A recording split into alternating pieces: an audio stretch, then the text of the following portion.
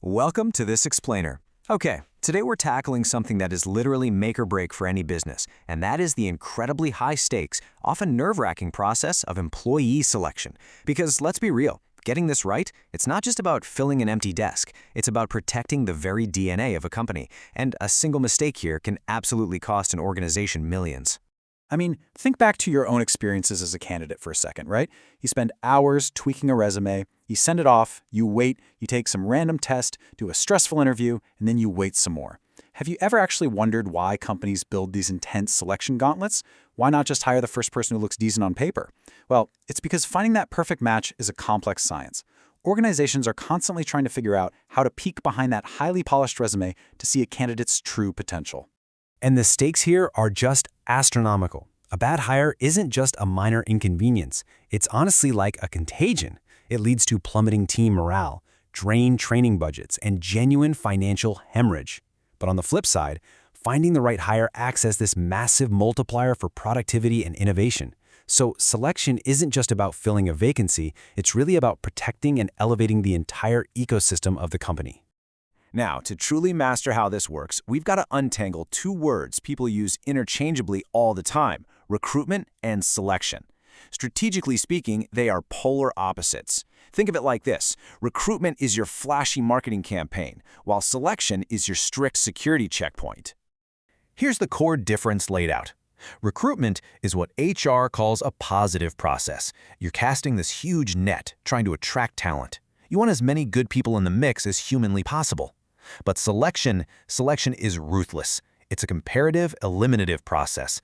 Its entire job is to filter that massive funnel down until only one person survives the gauntlet. So formally speaking, selection is the systematic process of evaluating all those applicants to find that one perfect organizational puzzle piece. It kicks off the absolute second the job posting closes, and it doesn't actually end until a candidate signs on the dotted line. Management expert Dale Yoder actually hit the nail on the head with this. He stated that selection is the process by which candidates for employment are divided into two distinct classes: those who are offered employment and those who are not. It's totally binary. You either make the cut or you don't. No in between. And that brings us to what I like to call the selection gauntlet. To make that binary choice, most organizations push candidates through a pretty rigorous 6-stage funnel. So let's walk through exactly how they whittle down a literal mountain of resumes to find that single hire. Right out of the gate, we have Step 1, preliminary screening. This is the first big cut. HR immediately eliminates anyone who lacks the minimum baseline qualifications. You know, like the person applying to be a senior systems engineer whose resume just details their weekend barista skills. It's quick, it's brutal, but it's a highly efficient way to protect the organization's most valuable asset: time. If you survive that, Step 2 brings out the actual science, employment tests. Organizations need to know exactly how a candidate is wired, so they'll use aptitude and technical tests to measure raw cognitive horsepower and hard skills. But what's really interesting today is that they heavily rely on psychological and personality tests. They need to figure out if you actually have the emotional stability and motivation to thrive within their specific corporate culture. Okay, so you've passed the tests, now you move to the stage we all know and sweat over. Step 3, the personal interview. This is where your confidence, your on-the-fly problem-solving, and your cultural fit are finally tested face-to-face. Plus, remember, it's a two-way street. It gives you, the candidate, a vital opportunity to interrogate the organization right back. And these aren't just standard sit-downs anymore. Interviews come in all sorts of formats, from highly structured panels designed to eliminate bias to more casual, unstructured virtual chats. But the absolute gold standard right now, the behavioral interview. It operates on one ruthless premise: your past behavior is the single best predictor of your future performance. We are in the home stretch now. Before handing over the keys to the kingdom, organizations deploy their final safety nets in steps 4 and 5.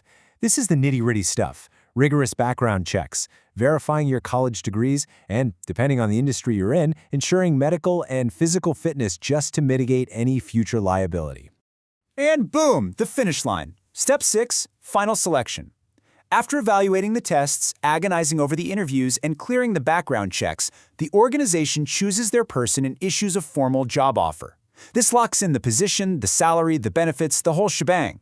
Once the candidate signs on that dotted line, this massive, exhaustive process is officially in the books. But wait, because we really need to talk about how this entire landscape is shifting right now. What happens when artificial intelligence enters the chat and takes over the selection process? Because companies today are drowning in massive volumes of online applications, making that old-school manual screening totally impossible. This is the modern frontier of hiring, and it is completely turning HR departments upside down. Organizations are fundamentally rewiring this whole gauntlet with AI. I mean, we are talking about algorithms that instantly screen thousands of resumes, match complex skills, and literally analyze video interviews before a human hiring manager ever even clicks a mouse. It's an unprecedented level of efficiency designed to handle the overwhelming scale of modern job hunting. There's a huge catch here, though. As incredibly powerful as AI is, it absolutely has to be the assistant, not the final boss. If you rely completely on algorithms, you lose all the nuance of human connection and strategic intuition. Basically, if you want to build a truly great, fair team, that final hiring decision has to remain firmly in human hands. Which brings us to a really powerful HR insight, something that should probably change how we all view our own careers.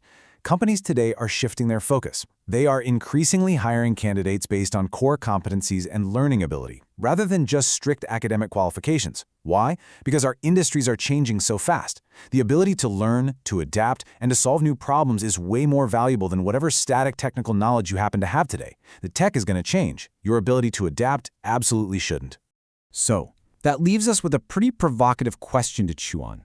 Knowing what we now know about this intense, eliminative gauntlet, and knowing that companies are actively hunting for adaptability, ask yourself, are you just building the rigid skills for the job you have today?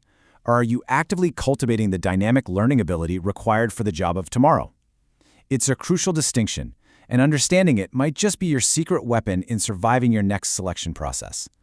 Thanks so much for joining me on this explainer, and keep learning.